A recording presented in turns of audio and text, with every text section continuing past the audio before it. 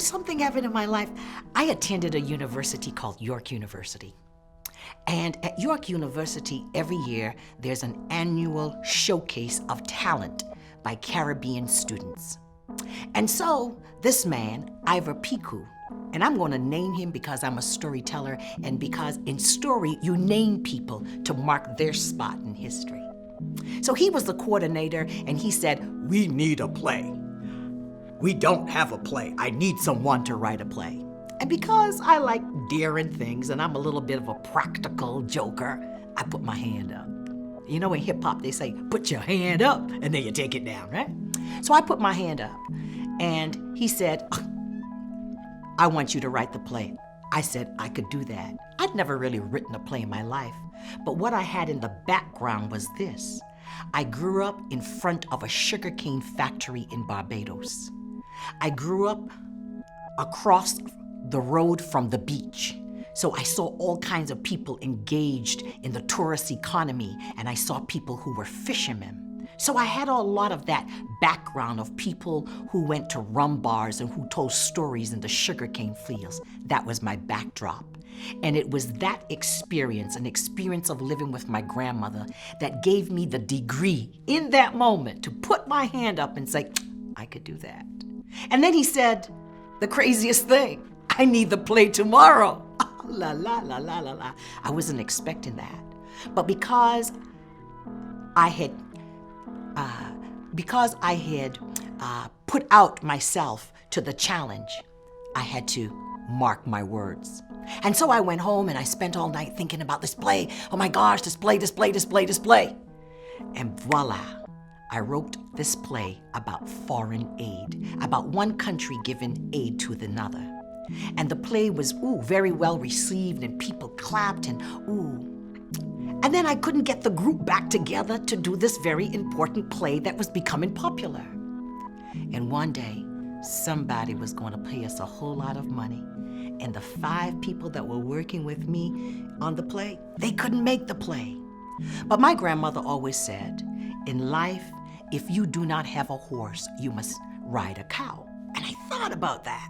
And then I figured I would make all the money. You know what I mean? And so I took the play and told it as a story. Now, what was different in that moment was this. As a person standing on a stage, being the backdrop, being the entire cast, I had that first experience of seeing how story impacted human emotion. I saw people laugh. I saw them think. I even saw a couple of them with tears in their eyes. I saw the ability of the oral tradition to impact human emotion.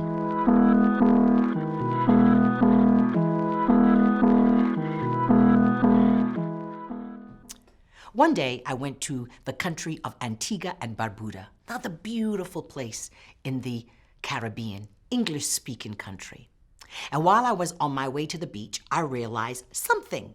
I had not read the paper for 2 whole days.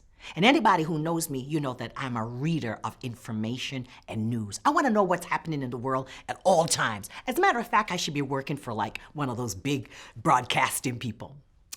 And I saw this woman who was selling her wares at the side of the road on my way to the beach. She had all kinds of cakes. She had all kinds of sweets. She had all kinds of goodies that she was selling. And I looked at all the things that she was selling and I noted she didn't have papers. And I said to her, "Excuse me, madam, where can I buy the newspaper? I have not read the news for 2 days." And she looked at me with a little bit of a puzzle. And she said to me, "Excuse me, when you come back from the beach, I will tell you the news because the information would have come from town."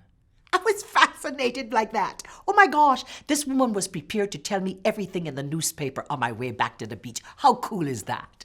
And so I went to the beach and I had a good time and I swam and I looked hot on the beach and tra-la-la, rickety-rickety-day, because I was from foreign Canada. And on my way back to the place I was staying, I totally forgot all about the lady. And as she saw me, she said, hey, news come from town. Let me tell you the news of the day. I was fascinated by that, fascinated. And so I went across the road and I went over to her. And she said this to me. The news of the day is this. The President of America was sending aid to our country, and he was sending it in a bucket. You know a bucket? You're right, a bucket. And the bucket has a hole in it, and the aid fell out. That blew my mind. I smiled all the way back to the place I was staying. Later that evening, I turned on the television. It was 8 o'clock, 8 p.m. And the broadcaster and the anchor person came on, and she had a beautiful smile. And I liked the fact that she was rocking a kind of a short fro. That was a political statement back then. Again, a moment of history, that a nation allowed a natural-haired woman to give the news. And this is what she said. Good evening, Antigua and Barbuda. This is the 8 o'clock news. President Ronald Reagan and his Caribbean Basin Initiative plan has met some problems. We will no longer be receiving the aid. And I thought, oh my gosh, I know that already. The lady told me the president was sending aid in a bucket. Bucket, basin, container, same thing. And the bucket had a hole in it, and the aid fell out. What did the anchor lady said? The foreign aid had challenges with it, and so the country was not going to be receiving the aid. In that moment, the power of the oral tradition, the power of ordinary people to communicate information that gives respect, information that gives resilience, and information that just keeps life and everyday business going on. So that is my story, being given validation of the oral tradition from a woman beside the street, selling her things just to raise family to another level.